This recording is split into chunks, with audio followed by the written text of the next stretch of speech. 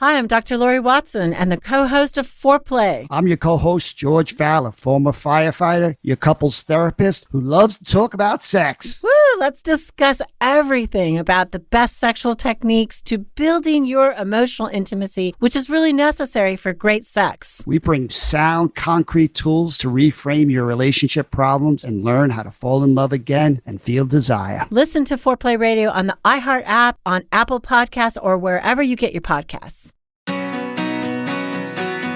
Hey everybody, and Happy New Year from Marriage Therapy Radio. I'm Zach. I'm here with Laura. In this episode, we're going to talk about the new year, principles and practices that you can try out if you just want a fresh start in your relationship. I'm not a huge fan of resolutions, but I am a fan of identifying and pursuing values, which is the conversation we're going to have. But first, I want to talk about Betty White.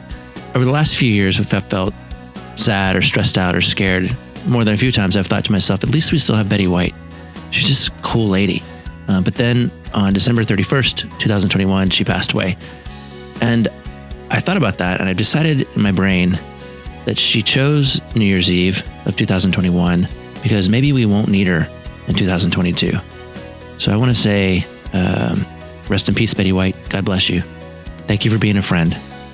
And for now, this is a very cool conversation. Stick around. How was your Christmas? Christmas was depressing. I'll be really, really honest. Like this. Oh, that's no good. Yeah. I've been like kind of checked out, and I'm sure you noticed because I just like haven't been very like communicative. I know. Crazy. Actually, I mean, it's interesting. I've been kind of talking to folks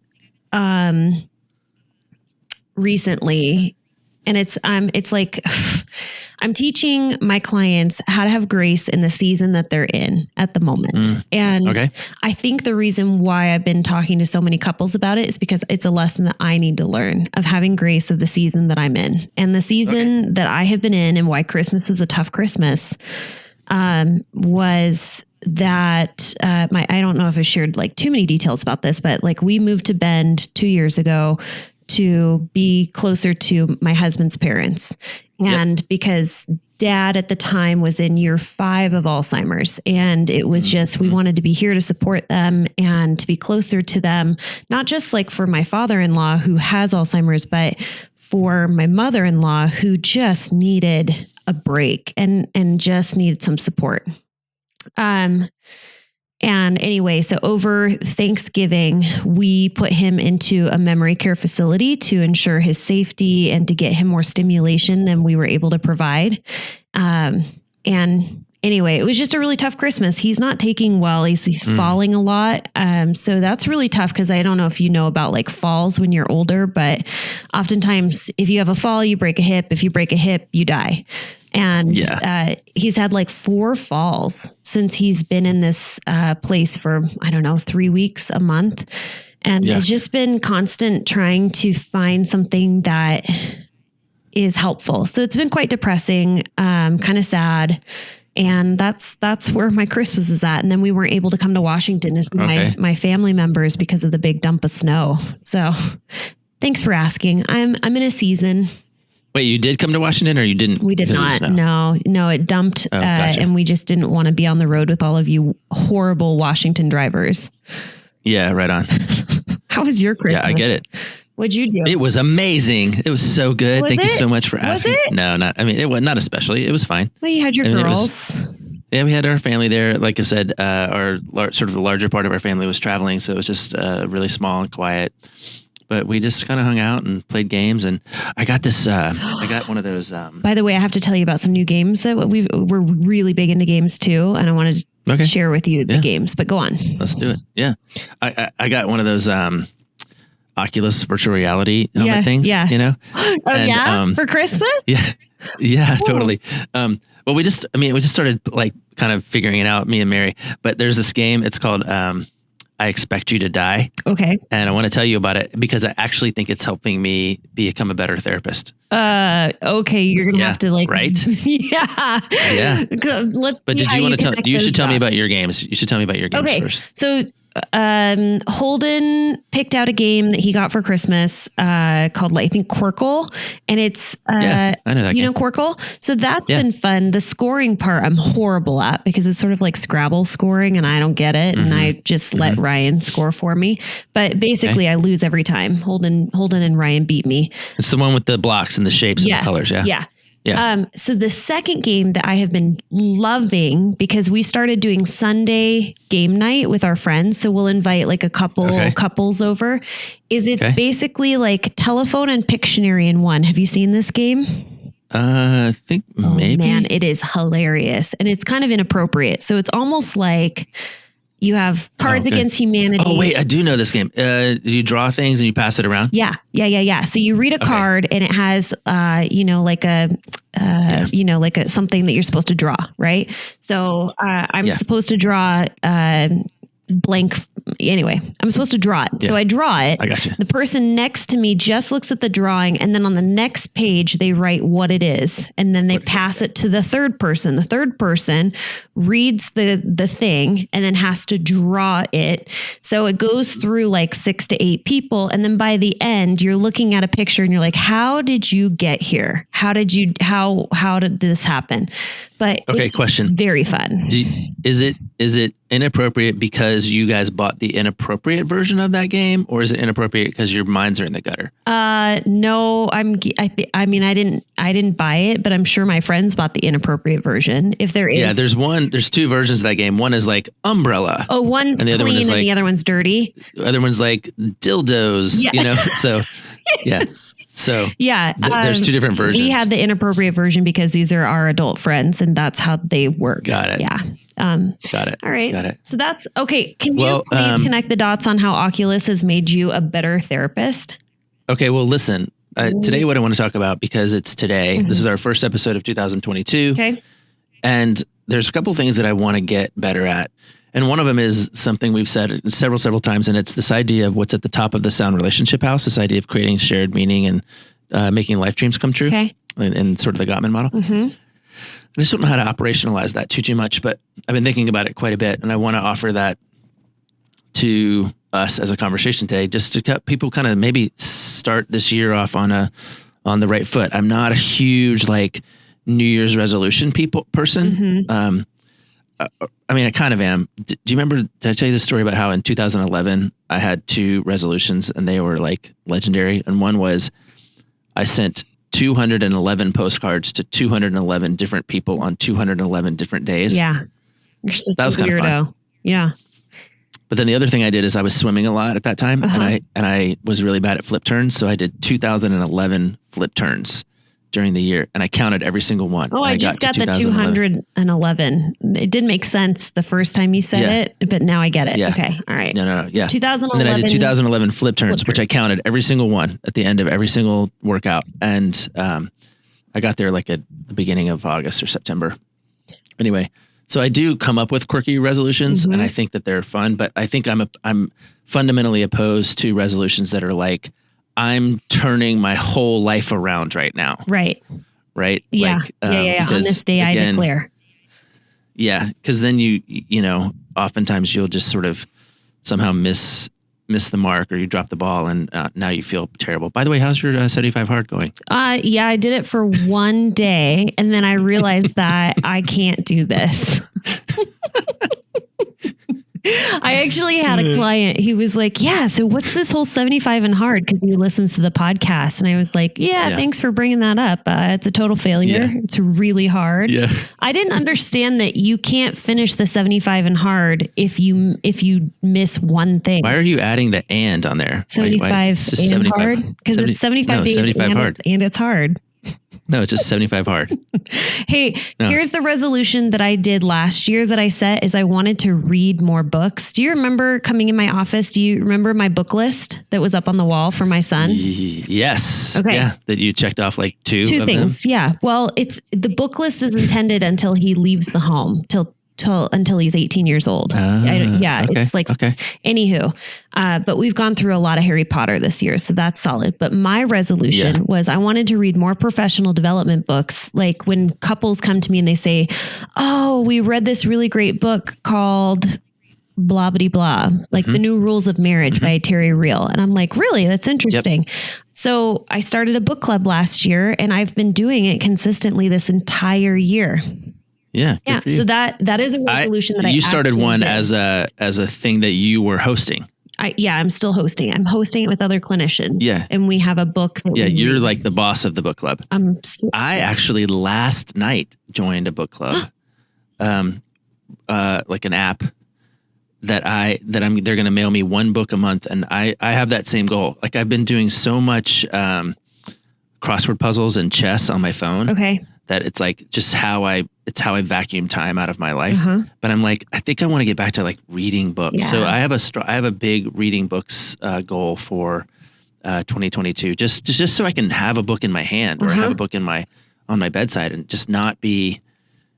I don't really mind the phone part of it because like I'm not like scrolling Instagram or something or just going mindfulness. Like I am doing like thoughtful things on my phone, but I just want to have like a book in my hands and not a device. What types of books are you like reading? Are these fictional? So I joined 2 book clubs. One is the Joseph Campbell book club. And Joseph Campbell is the guy who kind of created the hero's journey, and he's fascinating to me, and he's sort of central to all of the thinking I'm doing about my own book that I want to write in 2022. Okay. So I've joined that as kind of a discussion group around curated books that they are sort of reading together. They're not his books, but they're books that are sort of highlighted by that whole universe. Okay.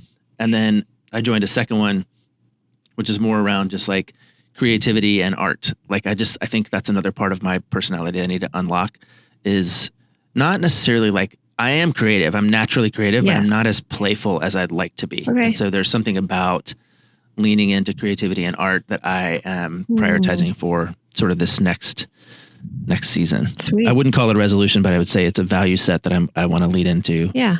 I've been working so much. Like I've been working so much, like too much. Did you already, because I'm guessing you're not going to have any clients today or tomorrow. Did you already run your numbers? I have my last 2 clients of the year.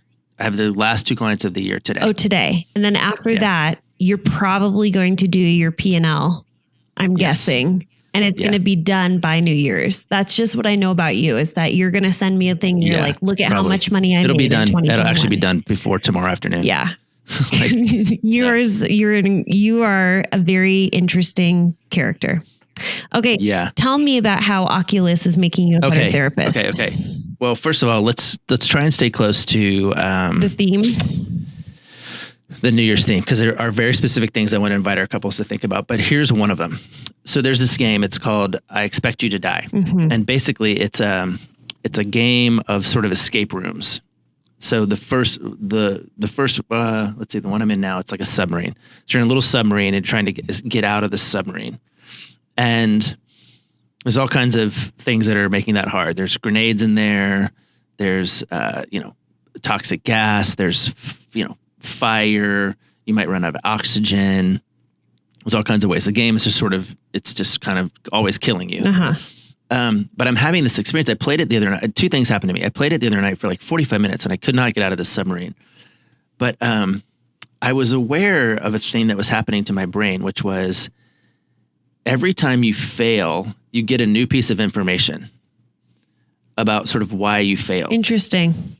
Right? Yep. Like, oh, this grenade blew up, and the reason it blew up is because you picked up the one that had no pin in it. And so, to me, what I've learned about the game is there's a pin somewhere in this submarine that you need to put into this grenade so that you can let go of it so that it doesn't explode and blow you up, right? And I think what I've been talking about this with clients all this week because I think processing argument or processing trauma or processing conflict is kind of like that. I was just making that connection. Value. Yes. There's value in it if you go, oh, I died, or this conflict was painful, or this was hard, but I got a new piece of information that I didn't have, which means, in this game, what you do is you sort of start over and you're like back to the beginning. You're sort of, here I am back in this submarine. I got to do all this stuff again. But when I get to the grenade, I can go, oh, but now I can change my behavior. I can change my pattern. Yeah. And again, I did this. I played maybe 45 minutes, and I must have died 15 or 20 times. But there was value for me in like kind of learning through failure. Yeah. And so I think I've been using this example a lot with couples just to kind of go, what if the point of conflict was learning through failure? Totally. You know? Yeah. The other thing that I experienced too, which is new to me and to my brain, is I definitely had the experience of wanting to grab, I'm putting my hands up on my face, to grab this Oculus machine, which is like a big visor on your brain, and just take it and throw it against the wall. Like I definitely had the experience of being like, and I wanted to break it because that's what happens when you get flooded, right? You get flooded and you go full, I'm going to destroy this, right? Whatever this is, this relationship, this person, this conversation, this piece of technology. Yes. And I had this like experience of kind of going, I think I'm done. I think I'm good for now. I don't think I need to submit myself to dying one more time and being frustrated because I was tired. It was 11:30 at night at this point, and I was just sort of like, I could keep doing this and maybe slam this thing against the wall, or I could go, I think I'm good. Yeah. Let's just go to bed. We'll see if tomorrow I need to like worry about this. Yeah. Or actually, tomorrow comes around. I get up, I go to work.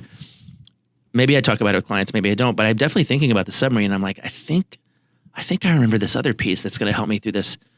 Right now, which you wouldn't have been able to tap into in that state of being flooded the night before. If I was flooded. Right. Yeah, totally. Yeah. Totally. So that is my, that's my sort of analysis around or thinking around. So I expect you to die. Okay. Right. So yeah, it's been kind of fun to add that to my portfolio. You know that Zach and I are huge fans of getting support, and that is why we have partnered with BetterHelp to put you in contact with licensed professional counselors in your area. Tap into the world's largest network of licensed, accredited, and experienced counselors who can help you with a range of issues, including depression, anxiety, trauma, grief, relationships, and more. With BetterHelp's counselors, you get the same professionalism and quality that you would expect from an in-office counselor, with the ability to communicate when and how you want, whether it be messaging, through the phone, or video conferencing. The matching process is quick but thorough. Look, I know that a lot of therapists are booked out and difficult to get into, but don't let that stop you from getting the support that you need. The cost is less than half of what Zach and I charge, which is kind of unheard of. And when you register with BetterHelp, you are supporting Marriage Therapy Radio. Go to trybetterhelp.com MTR. So it's trybetterhelp.com/MTR to register with BetterHelp. TRYBETTER help, HELP.com/MTR, and you receive a special discount as a Marriage Therapy Radio listener. I had the unique, I'm trying to remember why I was flooded. I've been flooded a lot lately. I think it's just the holidays. Oh, gosh, the holidays. This was a hard one. This is a really intense time. It is, but it's not normally add for the me. Snowstorm here in the Pacific Northwest. Right. Add Omicron or whatever. Yeah. Add, aging parents. Yeah. Add, whatever. But so yeah, it's not normally. That's the hard part, is like the holidays. I have never really been able to connect with, and I know that this is the experience a lot of people have of the holidays are hard, and this is when I numb out. This is the need I have, is to numb out and to disconnect, and it's tough.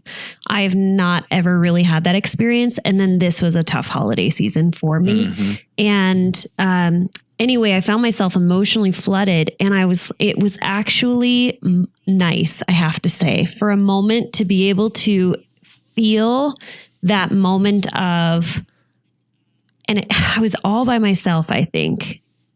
I don't remember what it was related to, but it was definitely kid related. I was really frustrated with Holden. Okay. And, he's in his car seat behind me, and I have the music on, and I just had that moment of, whoa, if I emotionally flooded often with my partner, I can just about guarantee that there would be moments I have a desire to fight. That is like, I feel this need to like punch, to like throw, to do these things. It's never happened in my relationship because I just don't emotionally flood with Ryan for whatever reason. I fled for other reasons. But I scared myself for a second where I was like, it'd feel really good right now. Like when you were saying, like, throw the Oculus off my face and throw it against the wall. What would feel really good right now is like punching something really, really hard. And sure.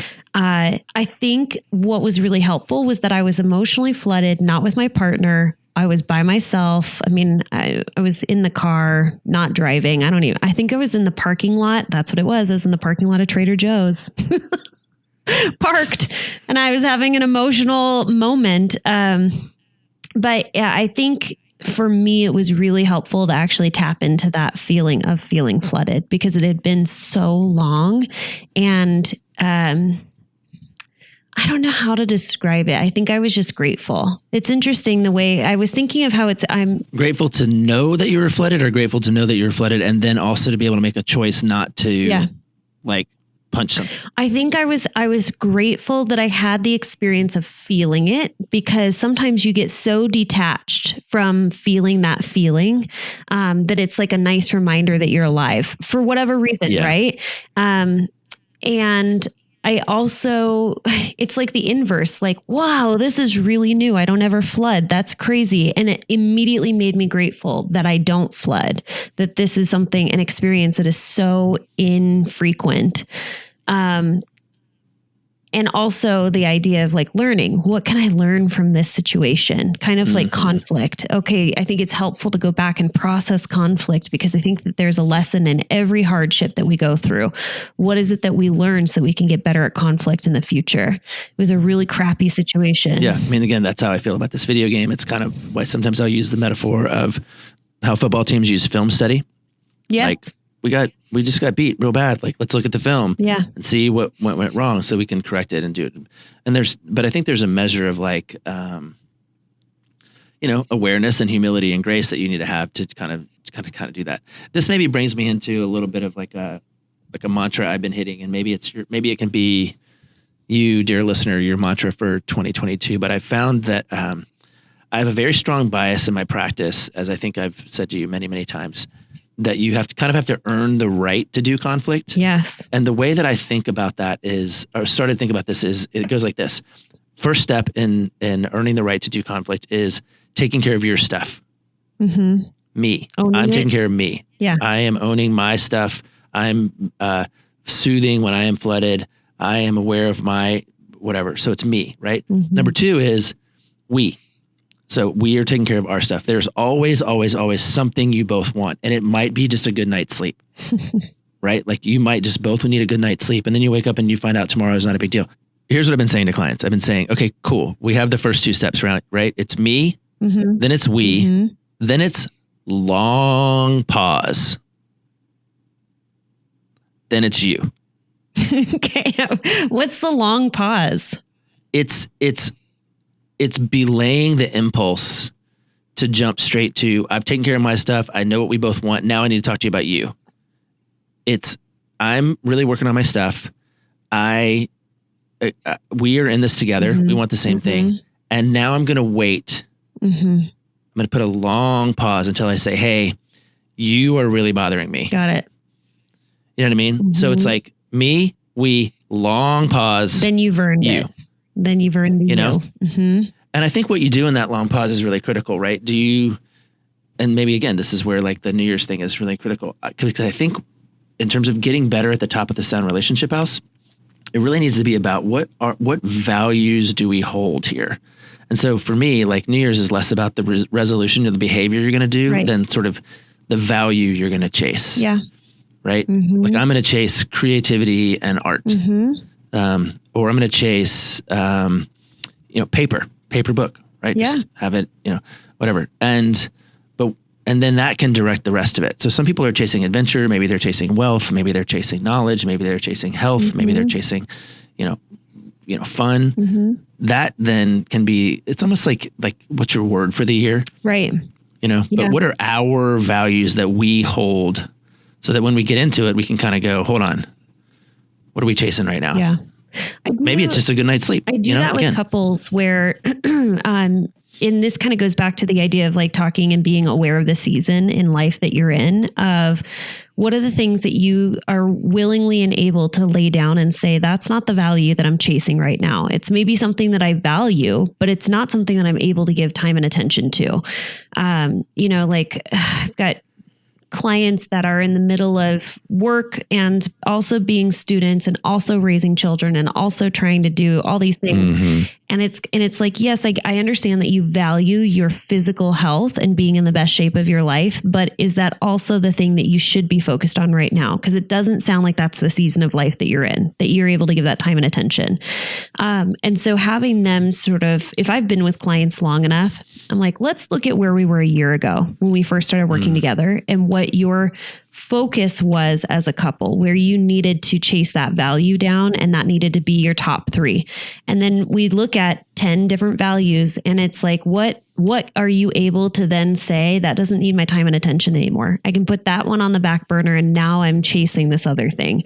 And that's just been sometimes really helpful for reprioritizing people and also giving yourself the grace. This has been my theme, giving myself the grace to be able to say that can't be on, your forefront right now. And it's okay. Like, Laura, you may not be a really good friend to people for the next 3 months because you're taking care of home right now. You're taking care of family. And so you might not be a good friend. You're not going to be the person that accepts every invitation that comes your way. And you're not going to be going out to dinner with people because it's time to focus on family.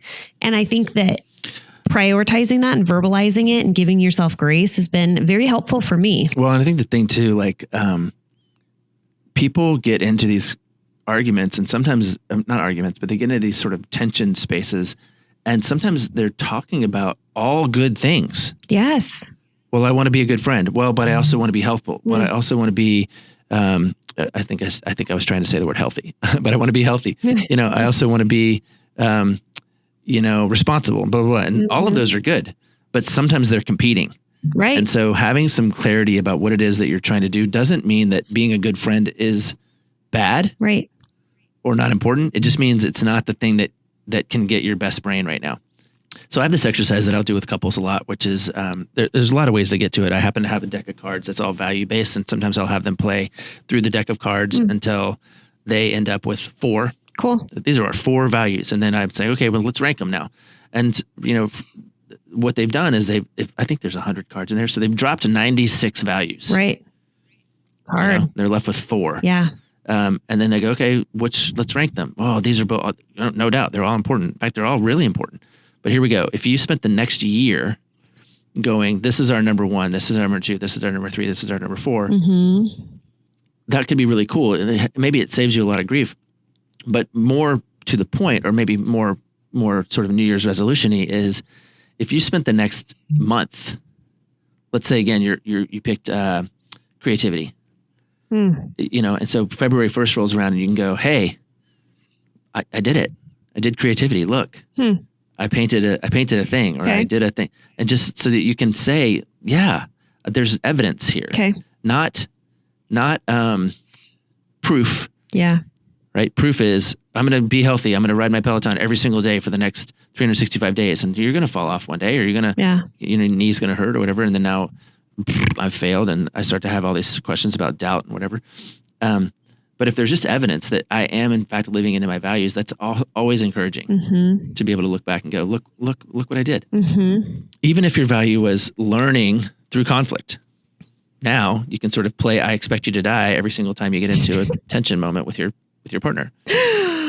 Oh, I love that. Remember how I told you, this has just been circling around in my head, so I have to kind of say it out loud because I have no impulse control. But remember how I told you that Christmas is hard for me with gift giving because of the whole value, sort of like, hey, why don't we all exchange $25 gift certificates and call it good?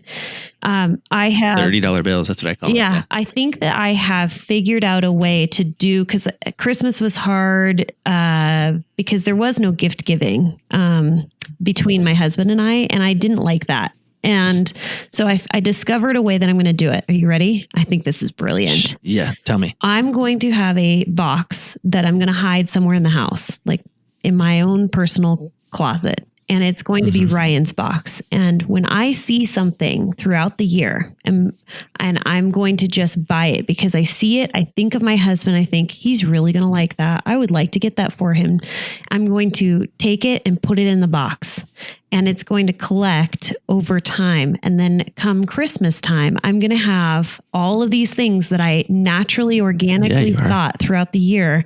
I think my husband might really like this. I'm thinking of him right now, and I'm going to give him to him. I think that might help me feel good about giving at a specific moment in time. I don't know. That sounds cool. If you listeners have like another solution, by the way, I will tell you that the thing that did light me up this year with gift giving was not giving. We sponsored a family, and I like got the most joy from buying for strangers than I have ever gotten before. And I think that might be my new thing. But if anybody else has any suggestions of how to bring me joy with gift giving, I'm really sucking it up at it. Yeah. Well, again, it doesn't have to be a behavior that you change. It could just be a value that you shift into, right? If you shift into generosity or creativity or, proactivity, maybe that's just a thing that you can, and then gift giving is an outcome. Okay. Yeah. So what is the value that I'm finding? Because the generosity is something that I really enjoy. That's a value that is one of my values. And the fact that generosity I was able to practice generosity with this family. That felt good to me. So maybe, all right, this is cool. I'm liking this. Right on. Hey, should we land this plane? Yeah, might as well. I mean, and I'll say Happy New Year. We have, coming up on episode number 200. That's pretty exciting. Got a couple of cool interviews lined up in the near future, which is always fun. Yep. And yeah, we're just kind of chipping away at this thing called life. I know we're still doing it. We had the interview with the Calls. Is that their last name? Call. Yep. Steve and Lisa. Steven and Lisa. Yeah. Yep. That'll come out after this. Yeah. And man, they asked us how long we had known each other, a decade, how long we've been doing this marriage therapy radio thing. And you said 4.5 years. That felt like a lot to me, but that might actually be true. Yeah, I think it's right. I think we started in 17. So 18, 19, 20, 21.